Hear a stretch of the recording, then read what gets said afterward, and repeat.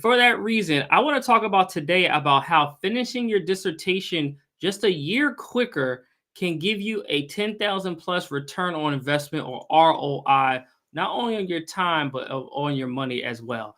And so I want to say thank you so much for tuning into this episode of For ABD to PhD Show. I'm your host, Dr. Ramon Goings, founder of Done Dissertation, where our goal is to demystify the dissertation so that you can write and defend your dissertation in 1 year or less.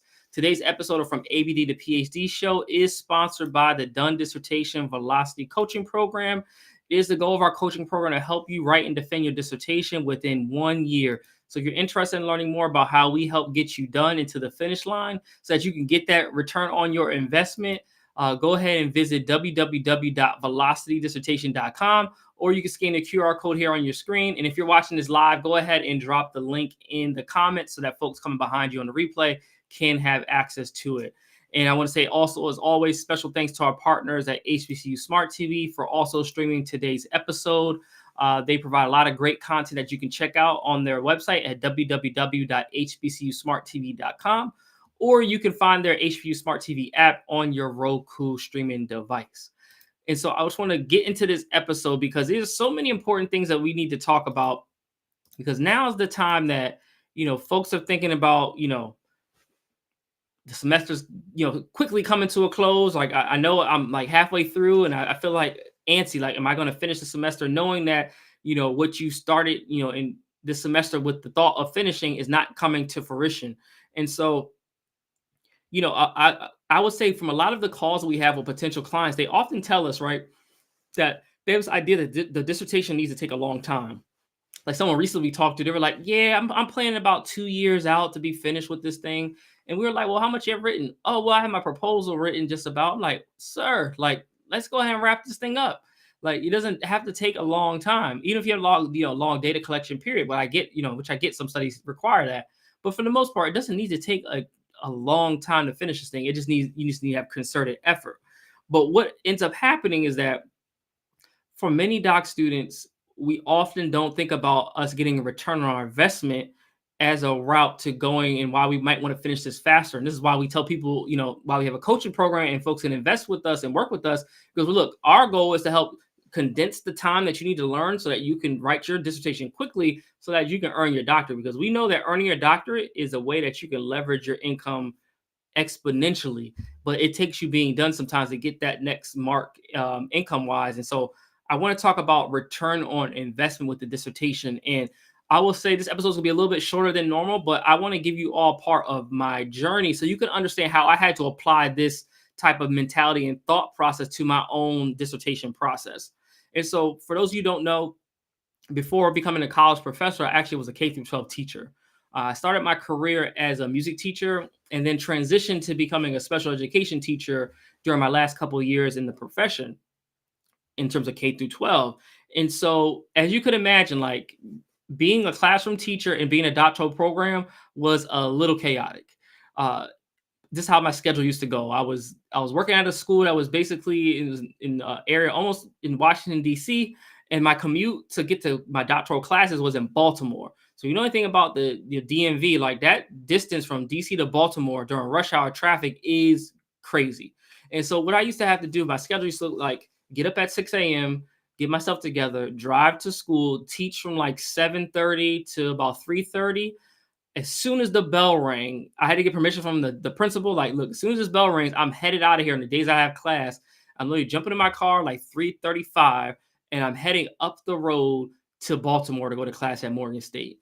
And so I had an hour and a half commute to get to campus, and then I was in classes from, by the time I got there, class started at 4:30. I couldn't get there till 5. And I was there usually from 5 to 10. One day a week I did 2 classes, and the other day a week I did 1 class. So at the earliest I'd be out there around 7. The late time I'd be out there around 10. So I had this commute going. These things were happening. I did this for 3 years. And so it just got tiring. And I was trying to figure out what could I do differently.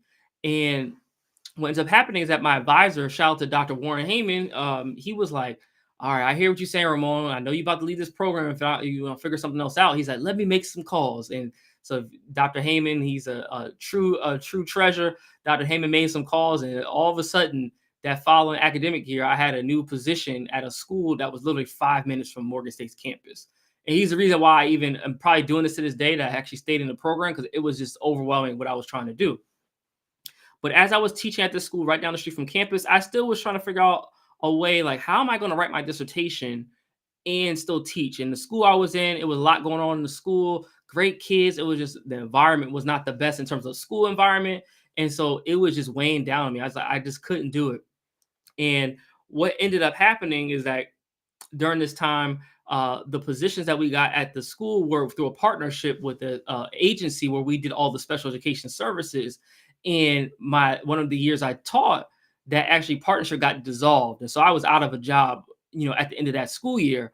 And so what ends up happening, as part of my dot program, I had to do an internship. And during the internship, I ended up working for the White House Initiative on Educational Excellence for African Americans. Just so happened, my resume I sent to the U.S. Department of Education. Somehow, I don't know how it happened to this day, they kicked it and it got pushed to the White House Initiative that was just starting in 2013, and with the executive director David Johns at the time. And so, I did that internship, and once I finished the internship, I was out of position. I was out of a position because my teaching job, we had gotten laid off. I took this internship unpaid, this fellowship, and then I was coming back. I was like, I'll find a teaching job. So I found a teaching job, and in that year, the school I was in was chaotic. There was no way that I was going to be able to write a dissertation or do anything academic in the work environment that I was in. And so at that point, I had to make a decision. I was like, either I stay in this environment and my academics suffer, or I figure something else out different. And so what I ended up doing was looking around for positions, and I happened to find a staff position at a university. The only thing, the position was perfect. I was still going to be working with teachers, something I love to do. It kept me in the schools. So as part of the position, I would go into schools and help support the teachers in their pedagogy, like all the things I was doing. It was a perfect alignment. The only thing was that this position required a $20,000 pay cut. Yes, $20,000. And it became a conversation. I had to ask Renee, my wife Renee, like, what can we do? Like, this is a great opportunity. It's going to give me the space and time I need to finish up my doctorate, but it's going to be a pay cut. And we really had to give this some thought. And we started to think about it and weighing the pros and cons. And, for some folks, it might be, this is a no brainer. Boy, you better stay in that classroom and like figure it out, and don't slash your income. But we were trying to figure out what the deal was. Renee and I were in our mid-20s at the time, because I was younger in getting my doctorate. We had the two income thing we had going for us. So I know sometimes you can't make these decisions when it's just you as the only sole income earner in your household. So I get that. So that's the caveat of what I had going on. And just to take that cut was serious for us financially. It wasn't like we were making a whole bunch of money, but we were doing okay. And the decision we had to make was, do we make a temporary sacrifice for a long-term gain, or we just think about the now, about what happened to our income right now? And so what we ended up deciding was that, I figured, and I kind of mapped it out, is that if I took this opportunity, I took this job, I would have about a semester. I had 2 semesters left for coursework, and then I could start immediately writing my dissertation. Actually, no, I had 1 semester left of coursework, and I was going to take my comps. And then after that, I was going to be writing my dissertation. And so when I took this position, luckily the university that I was working for actually paid for the rest of my doctoral studies. So we had to weigh the pros and cons, right? So you're making these type of decisions. This is why having this mindset about ROI becomes important. I took the salary deduction, but I recognized that I wasn't no longer paying for school out of pocket. So it limited the loans I was taking, etc. So it was some value to it there. But not only that, it gave me the mental space I needed to write my dissertation, because literally on my shout out to my boss Rayhana, like, she was super accommodating and was really all about like, yo, I want you to see you finish this thing. And so part of my like performance plan, one of my tasks was to finish my doctorate and write my dissertation. And so that's what I did. And literally, because I made that shift in jobs, I was able to have the time I needed to write my dissertation. So it only took me 7 months to write the whole dissertation. And what ends up happening, as part of my story, is that I was able to write my dissertations in 7 months, start to finish. So from August 2014, and I had written everything. I had a full draft on March of 2015. And so after that, because of the politics of my university, I got caught up where I got approved at my committee level, but the last reviewer, the department chair, said, no, this is good, but I need you to fix some things. And I couldn't turn around fast enough before faculty left for the summer. So that left me the whole summer break. and I ended up defending like about 4 or 5 months later in order to write. And so by the time I had defended my dissertation in October of 2015, I had about, at that point, 3 publications out, and I had 9 publications under review, from some of them from my dissertation. So I took that time to be productive. But what that allowed me to do is then I started applying for faculty positions. And so literally that ability to then have my doctorate complete and shrinking the time, because if I didn't take that job in the pay cut, it would have taken me an extra semester and a half to finish my coursework.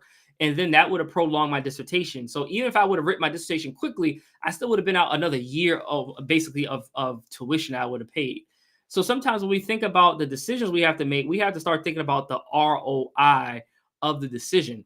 And literally me taking that $20,000 pay cut, what ends up happening once I take that pay cut, I literally go, I call the slingshot. So I took the 20,000 back, and as soon as I finished my doctorate, I recouped the 20 and then added another 30 to it in my salary.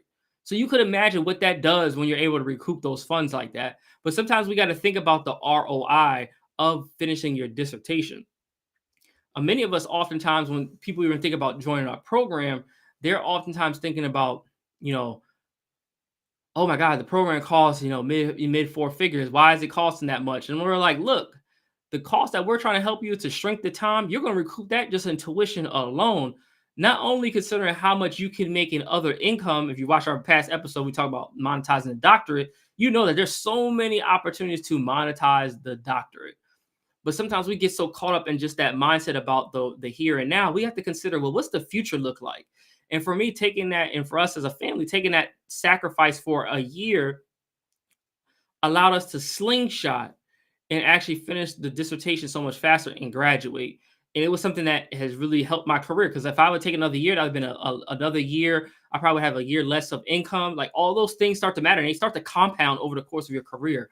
And this is something we think about when folks are considering joining our program.